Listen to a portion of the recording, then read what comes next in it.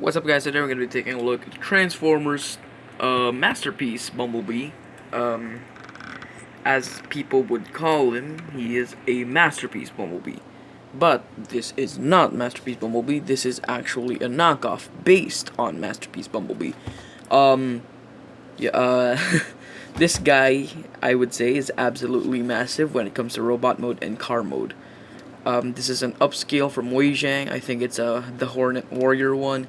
They did a little bit of tweaks, just a little more pizzazz on it. They changed the tires into rubber. They added chrome, and they added more paint. But sadly, there's no Camaro logo. And if you focus, normally it would say Camaro on the side.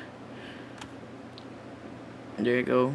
Normally it would say Camaro on the side, but it's saying Camard thing, whatever. Chevy logo, I might add. It's not Camaro logo, it's Chevy logo.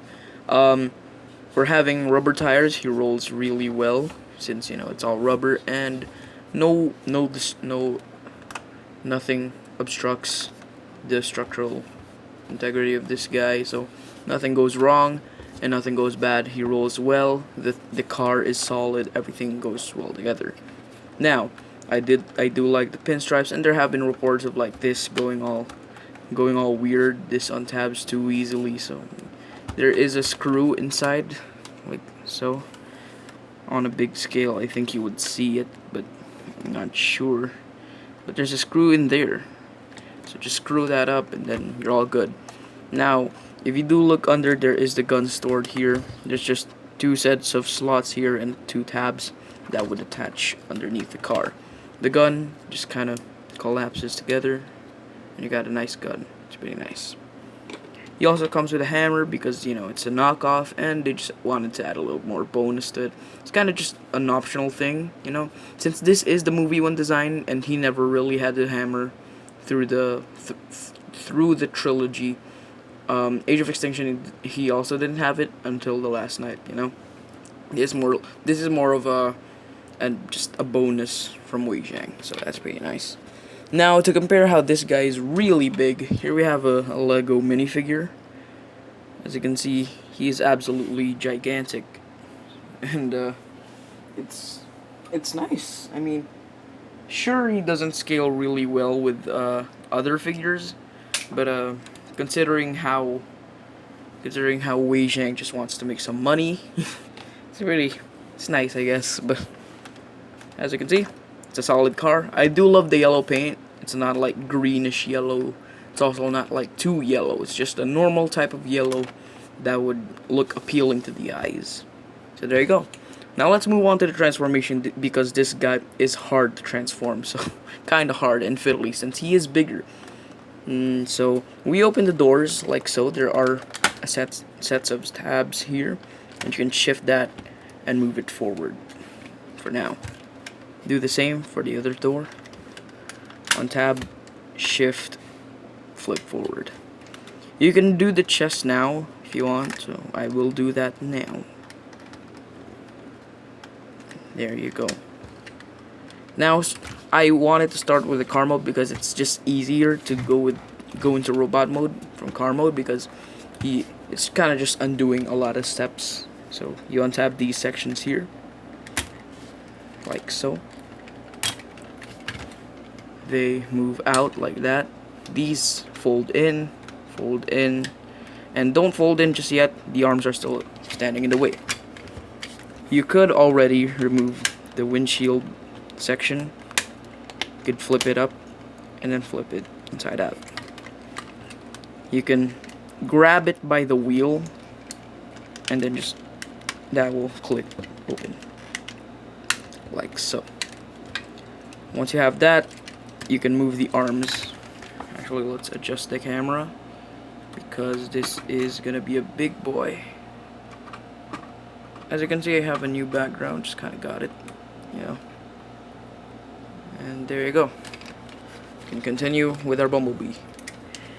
Now the arms are like the usual Bumblebee setup, you know, the arms go under the hood, so you can just kind of remove that and move it up like so.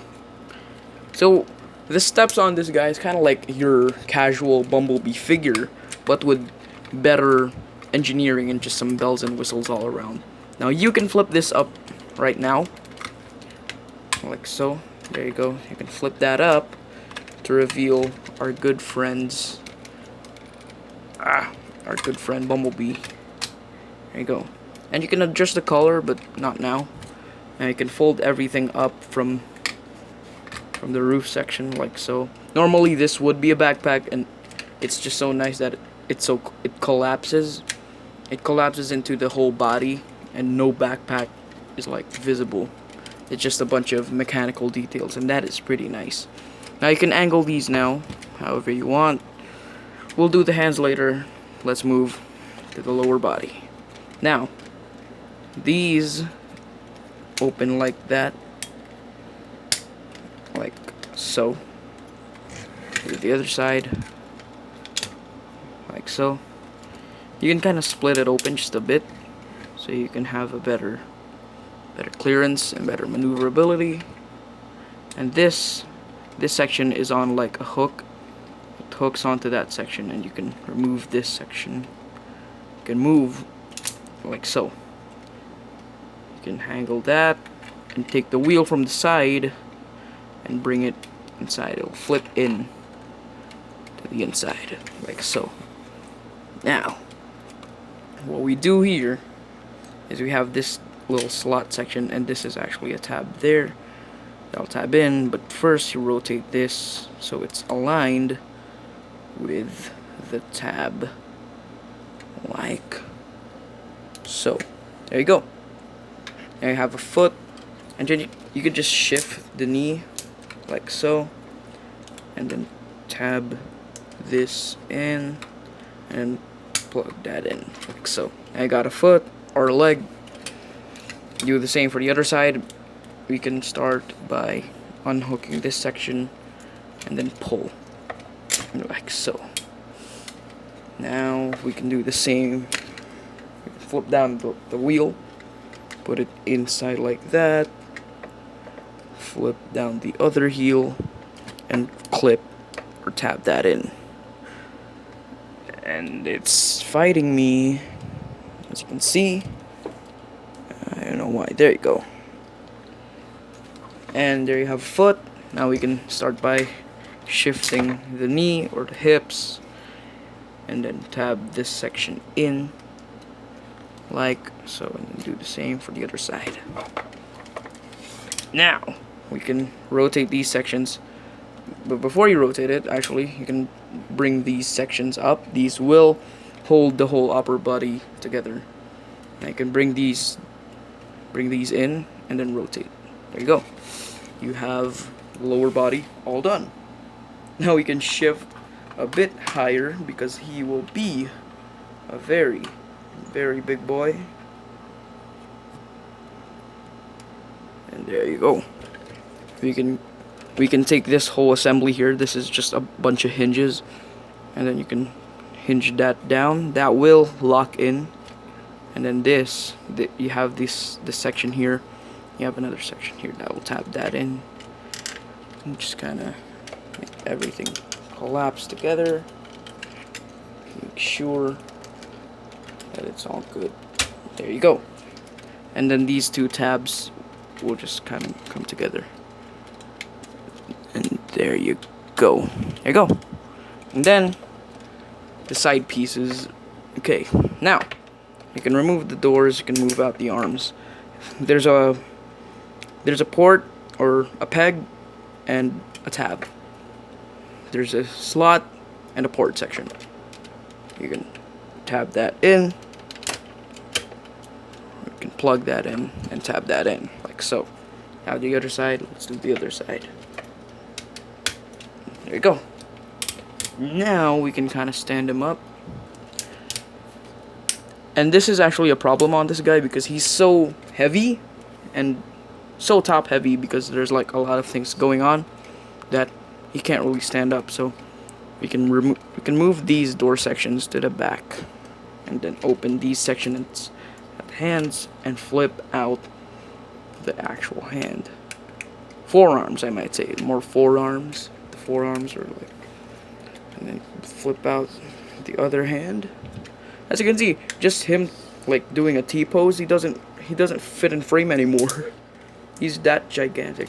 Now, you can take these sections here. They do flip down to form the second pair of door wings that Bumblebee has. Second pair of wings, not really door wings, just wings. There you go. You have the back, and I think we are done. Yeah, that's why I picked transforming this guy to robot mode instead of to car mode, because going into car mode is a bit hard. Also, these are on ball joints, so you can angle that however you like. And there you go. And here we have Bumblebee in robot mode, and he is absolutely beautiful. It's just a beautiful figure with beautiful and exquisite details. I love how everything locks in. I love the proportions. Also, shoulder pads actually do move out like so. There you go. And I love how everything tabs in together, everything fits well, everything blends well. And let me just open that. There you go. You have a better lighting. And everything just really, it's just a solid figure all in all. He's even heavy because of die-cast parts. He has die-cast metal here, not at the toes, but here at the heels. And I think this whole structure here, I think that's die-cast, I think. Yeah. Not sure about the rims though, like the silver or like chrome part of the wheels. I think they're just plastic. Yeah. What else is die-cast here? I mean, I don't have a box for this guy, so it doesn't really indicate any die-cast parts. But I do think that this crotch section is, but this whole arm section here, like the whole hinge rod section, is full of die-cast, so that goes well. Now, for details, as you can see, instead of like the usual black and gunmetal gray, he actually has details here like the yellow, some copper, and some silver, and another piece of yellow here. I do think that these pieces of yellow were present in the Masterpiece release, but yeah. There's more silver paint all around, as you can see. Just very, very nicely done. And though he doesn't scale well, he will be a standout to your collection. Like, he will stand out. He looks amazing. The eyes do not light pipe anymore, but you know, the blue paint is already, it's pretty good. But the headlights on the actual car part is still clear plastic, so you can add lights if you want, but I won't because I don't know how to deal with those. And these sections just don't wanna. There you go. There you go. And the door wings do have a little bit of details in there, like you got gunmetal gray there. You got copper section, or just gold, and then you got copper section down at the spine. So overall, like, he is a solid, very nicely done figure with great articulation. Now for articulation, he does have a swivel at the head. He can look up and down. So there's just a hinge and a swivel. So there's no ball joint, so not much range of motion. He can't go side to side, but yeah, I can work with what I have. He also has ball joints here, so you can do whatever we want with these collar pieces. You have a rotation at the arm, so you can rotate and then move out. It's on a ratchet. And then there's another hinge here if you want to use that or utilize that for the articulation.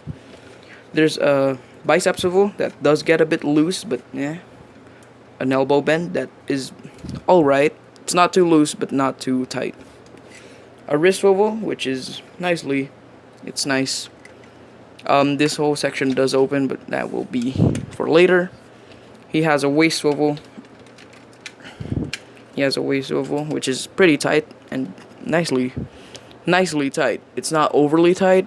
It's just normally like tight that would, you know, doesn't go off balance. It's not like the Beast Wars Megatron. Not like that. He has ratchets here so he can kick really far and make a lot of noise. Can move back that far. Can pretty much do the splits if you move these like that. You can pretty much do the splits, or he can do some sort of kick. He has a thigh swivel, which does get a bit loose because of the weight, but it's understandable. I mean, he still stands up all good. but it's just loose. A knee bend, wish it was a double bend. He would have made a lot more poses more natural, like if he's crouching down to go, so if he's crouching down to like say his goodbyes to Sam, like, we're gonna do whatever we can to make it like it was, or something like that. He has an ankle pivot, which is just a single hinge, which I am getting worried about, but I don't think it's gonna break. And of course, the hinge here got pretty loose because of the weight, and that's why he doesn't really stand up that well. So what I do is just kind of bend the knees a bit, and then just kind of rotate the thighs to give him a more balance. And there you go, he stands up. Oop. Okay, he has a rotation here, so even has more range for the ankles. So I think that's pretty much it for the articulation.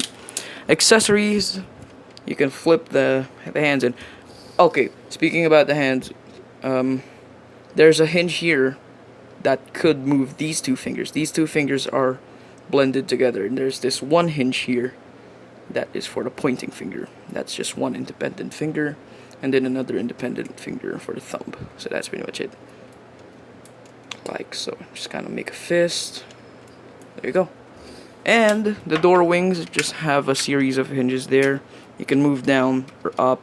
You can move side to side. So you could give him a bit of expressions. And the battle mask feature works as intended. It's very accurate to the film.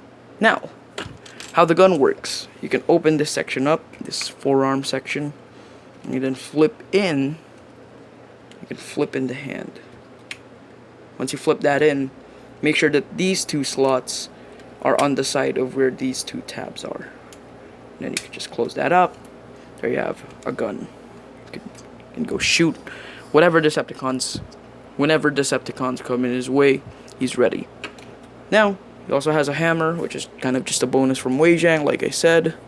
Not really an intended use for him. It's not the best look for him. It's actually pretty small, but it works, I guess. The yellow and black blend together well, and everything about the figure is pretty nicely done. So I think that's all I can say for Bumblebee here. He is a nice figure with nice articulation, but kind of weird quality control. Like the joints tend to be a lot more loose, but I think that's easily fixed with floor polish, or if you just tighten the joints using screwdrivers, if they have like screw points. But everything about this figure is perfect. He's solid, he's heavy, the die cast and the painting is just nice. It blends together nice and solidly, and I love it. So thank you guys for watching. I'll see you guys in the next video. Make sure to subscribe, like, comment, subscribe. I did reach 60, but someone unsubscribed, so that's pretty sad, but thank you guys for watching. I'll see you guys in the next video. Goodbye.